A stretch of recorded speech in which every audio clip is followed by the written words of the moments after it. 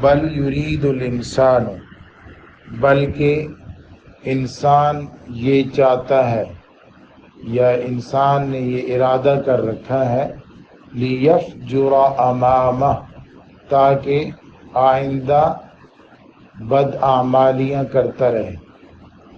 وہ جو اللہ رب العزت کے احکام ہیں ان کو ٹکڑے ٹکڑے کر دے، ان کو پھاڑ کے رکھ دے۔ انسان نے یہ ارادہ کیا ہوا فسق و فجور کرے۔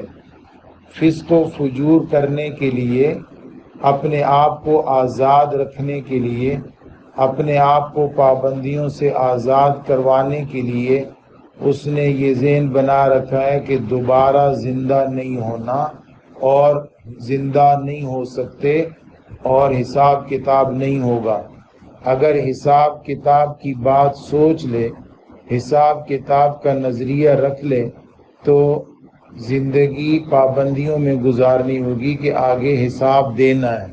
لیکن وہ قیامت کا انکار اسی بات کے پیش نظر کرتا ہے تاکہ آزاد زندگی گزار سکوں، پابند نہ رہوں۔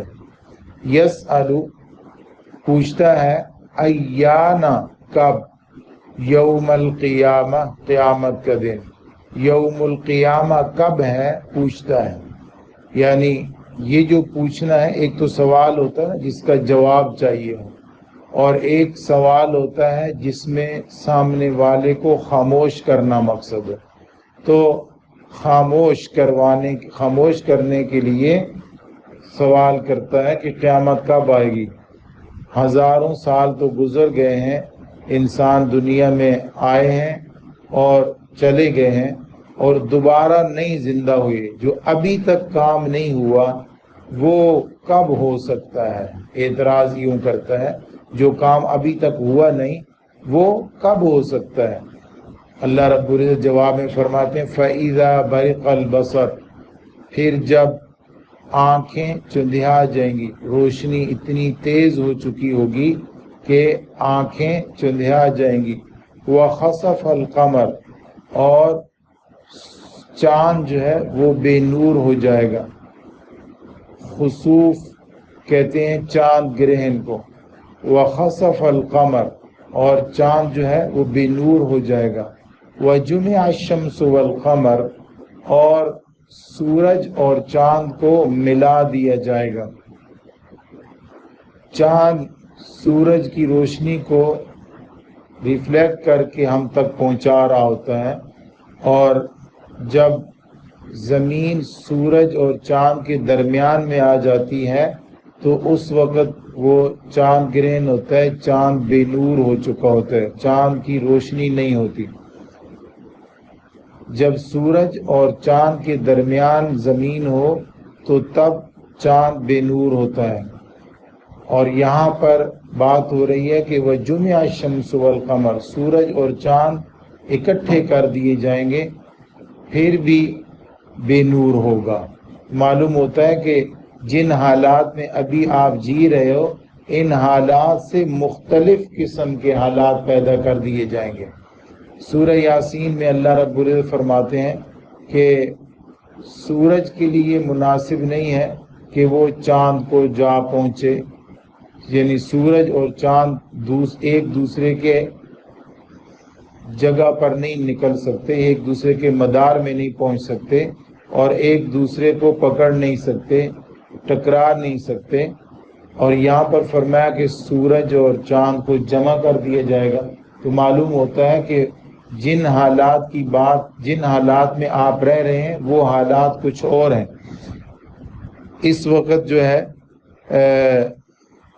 عام حالات میں سورج 14 کروڑ 95 لاکھ کلومیٹر جو ہے وہ دور ہے، 14 کروڑ 95 لاکھ 98 ہزار کلومیٹر زمین سے دور ہے، اور یہ فاصلہ بڑھتا رہتا ہے یا کم ہوتا رہتا ہے۔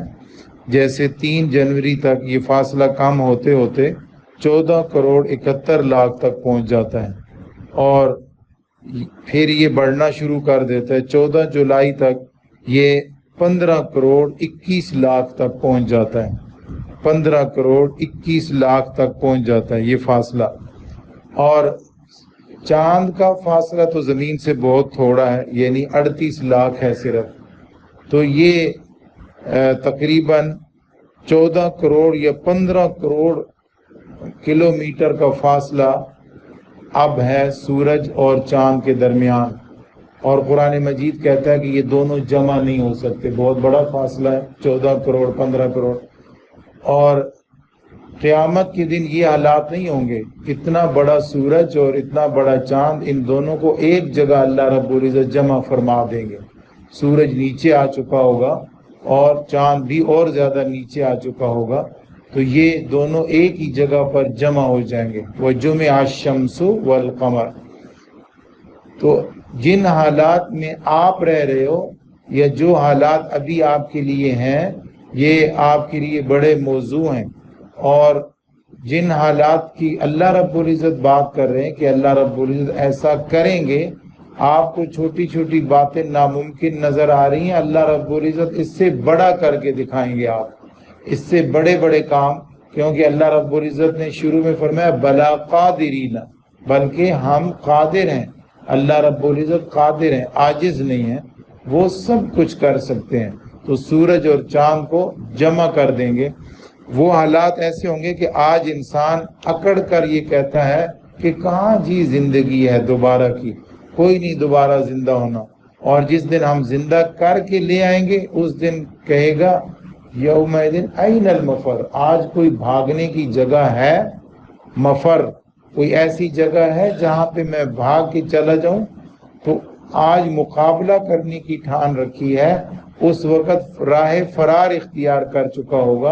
अल्लाह रब्बुल फरमाते हैं कि वो बदला हुआ दिन होगा, वो ज़मीन ऐसी नहीं होगी, वो आसमान ऐसा नहीं होगा, वो सूरज ऐसे नहीं होगा। अल्लाह रब्बुल फरमाते हैं ला वज़र, हरगिज़ नहीं, आज कोई जाए पनाह नहीं है, आज कहीं नहीं भाग सकते।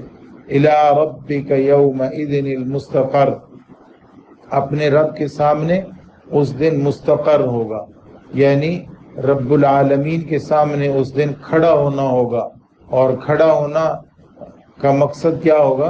अल्लाह रब्बुल फरमाते हैं युनब्बउल इंसान, अल्लाह रब्बुल इज़्ज़त उस दिन इंसान को बाखबर कर देंगे, बता देंगे इंसान को अपने सामने खड़ा करके बिमा क़द्दम व अख़र, उसने आगे क्या छोड़ा और पीछे क्या छोड़ा, यानी आगे के लिए क्या किया, आखिरत के लिए उसने क्या किया और पीछे क्या छोड़ कर आया।